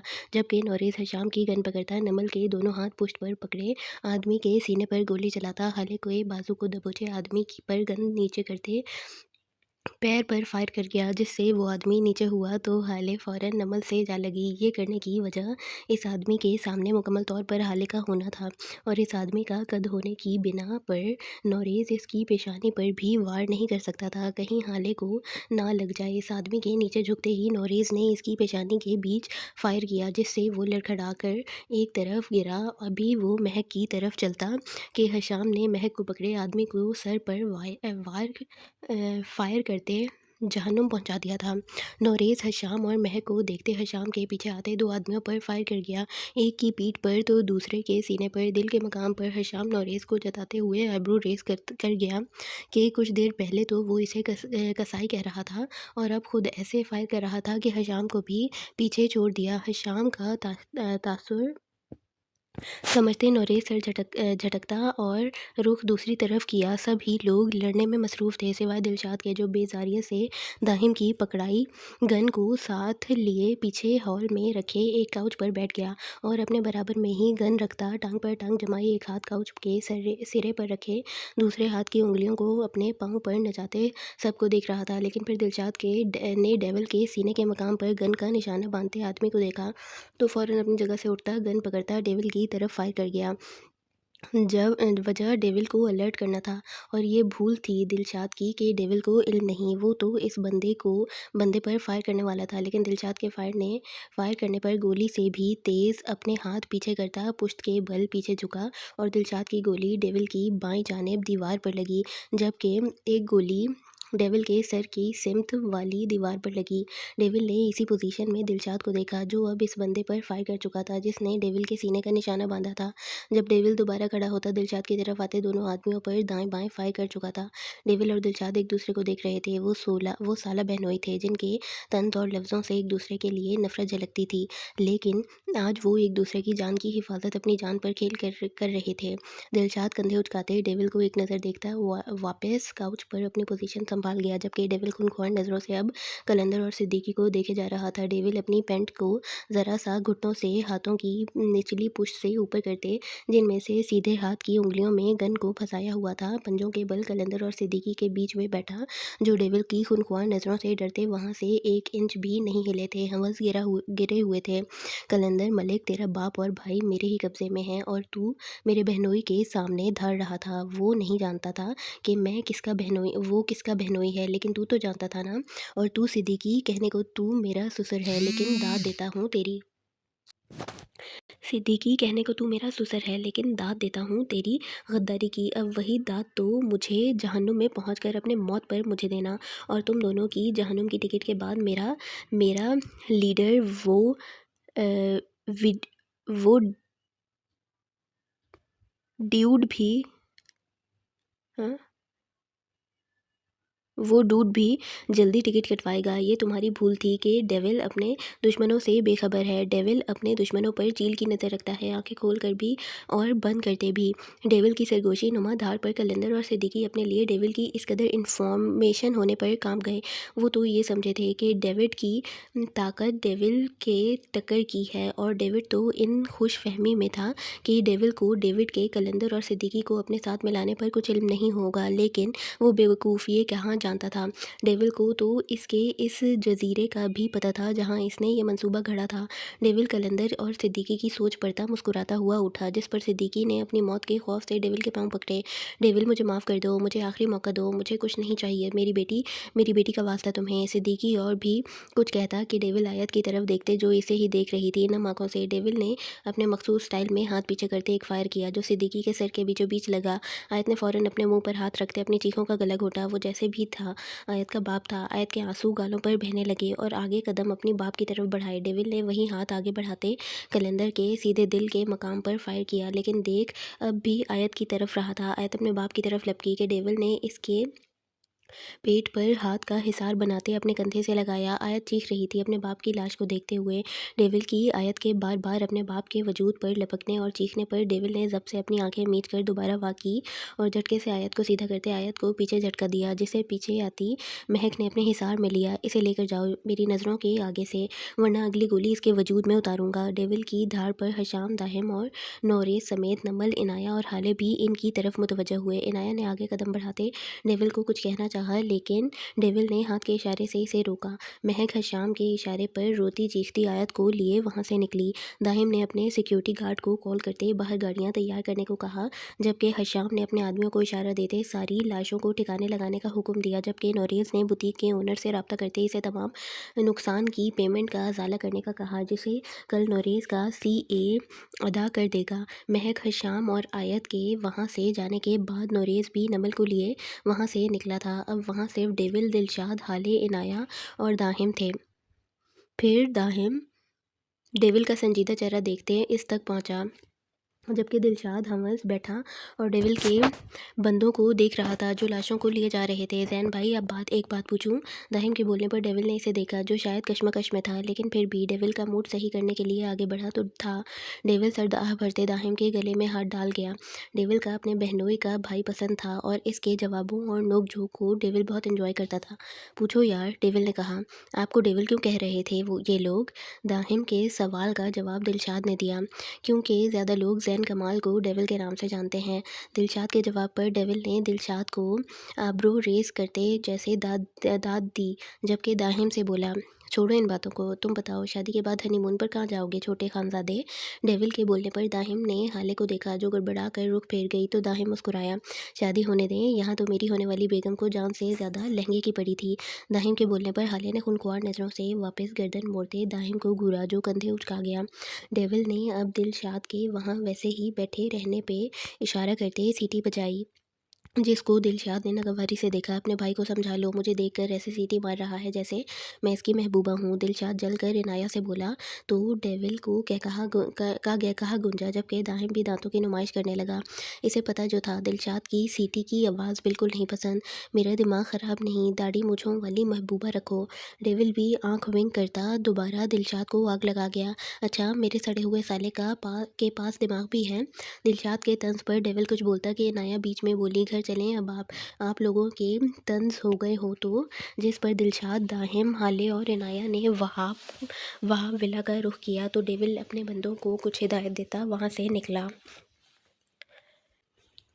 दिलशाद और दाहिम लाउंज में आकर बैठे थे जब इनाया और हाले भी इनके बराबर आकर बैठी। दाहिम अचानक डेविल को याद करता दिलशाद से बोला, जो सोफे की पुष्ट पर आंखें बंद किए गर्दन ढिलकाए हुए था, भाई आपके साले को देखकर मेरा भी दिल करता है मेरा भी एक साला हो। दाहिम दिलशाद को छेड़ते हुए बोला, जबकि इसकी बात पर दिलशाद मुस्कुराया और सीधा हाले और इनाया बड़े मुतवज्जा से दिलशाद के जवाब की इंतज़ार में थी।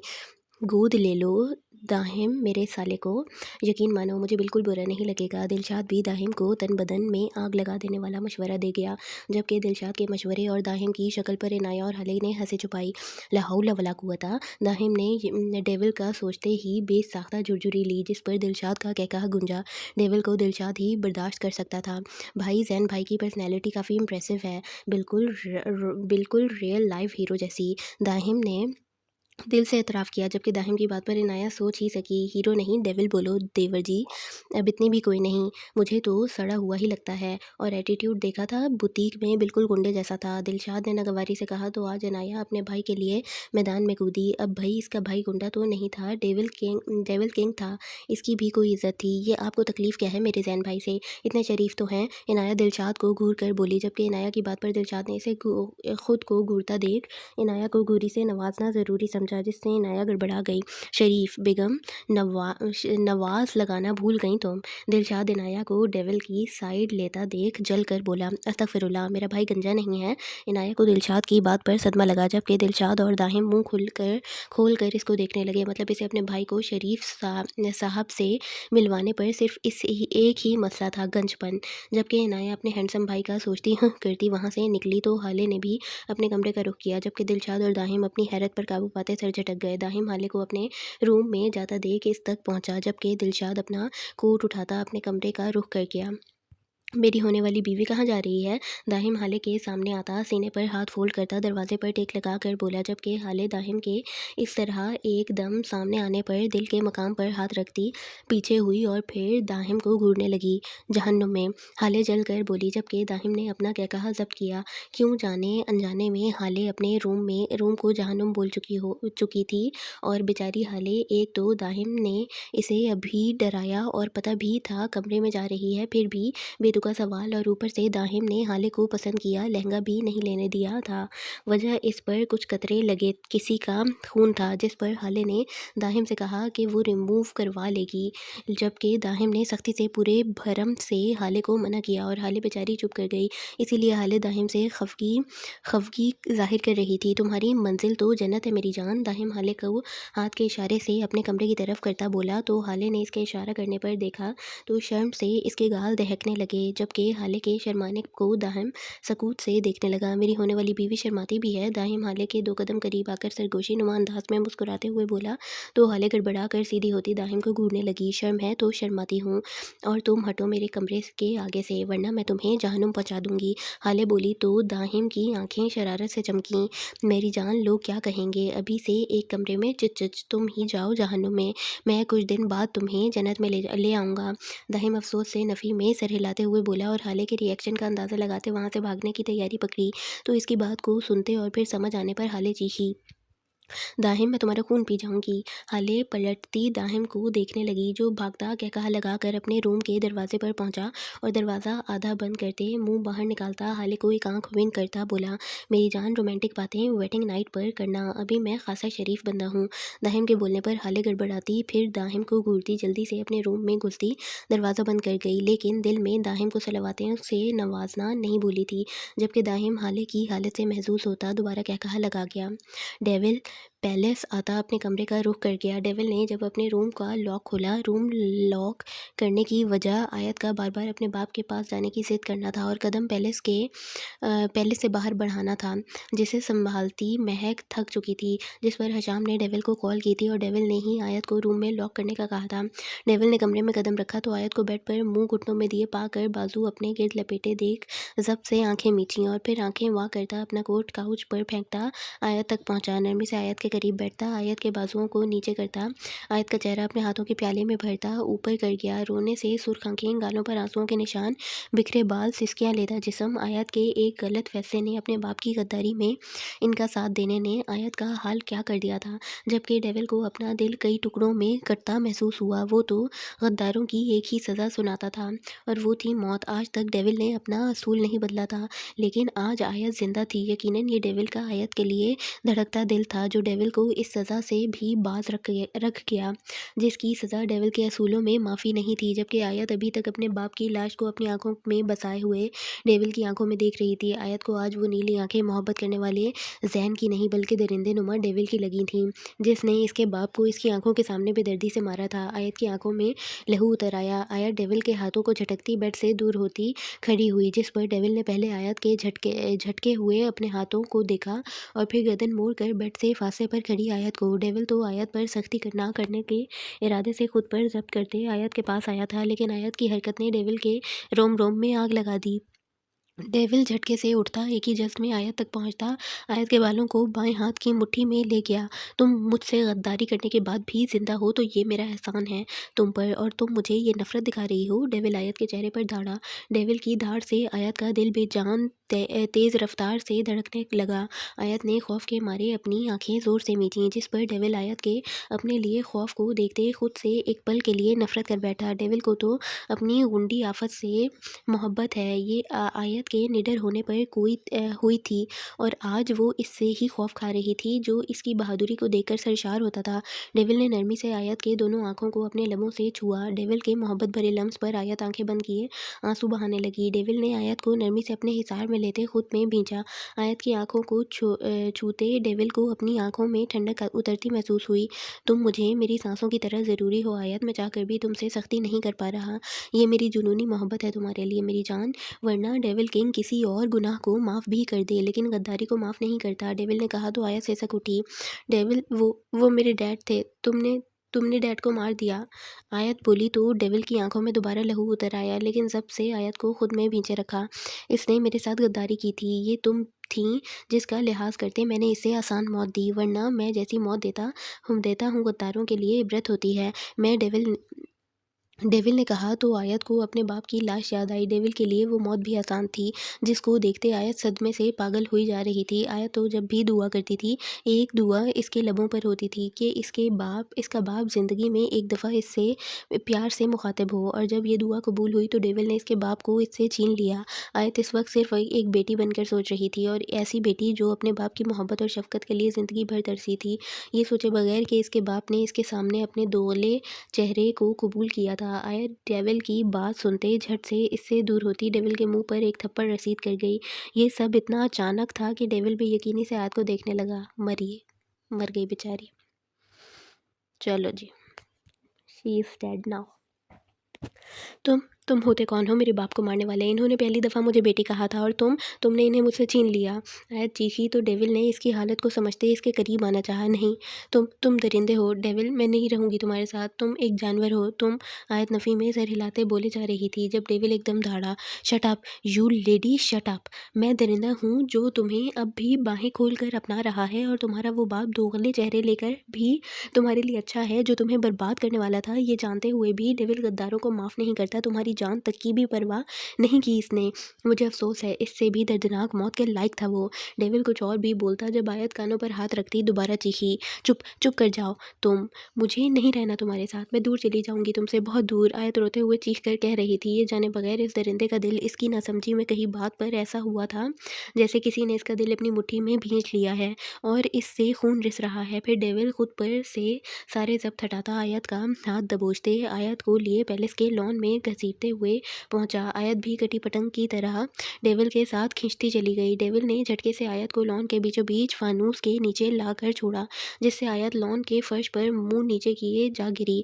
हशाम बाहर से आ रहा था। ये मंजर देखते वहीं मुंजमद हो गया। जबकि किचन से बाहर आती महक आयत को गिरा देख इस तक लपकी। जब डेविल ने महक को बाजू से पकड़ा, भाई भाभी। महक डेविल को देखते कुछ बोलती कि डेविल ने आयत पर नजरें जमाई, जो अब गर्दन मोड़े खौफ से डेविल को देख रही थी। महक से कहा, कुछ नहीं गुड़िया, तुम्हारी भाभी को आज बुखार चढ़ा है, मुझसे दूर जाने दो, जब इसका बुखार उतरेगा वापस आ जाएगी। डेविल आयत को देखते हुए बोला। हशाम ने आगे बढ़ते महक को अपने साथ लगाया, जो आंसू बहा रही थी आयत के लिए। जबकि डेविल कदम उठाता पंजों के बल आयत के पास अपनी पेंट हथेली की पुश से अपने मखसूस स्टाइल में घुटनों से ऊपर करते बैठा। आयत को डेविल का अपने बाप के पास बैठना याद आया। खौफ के मारे आयत ने थूक निकला और डेविल की आंखों में देखने लगी, जो अपनी लहू होती आंखों से आयत को ही देख रहा था।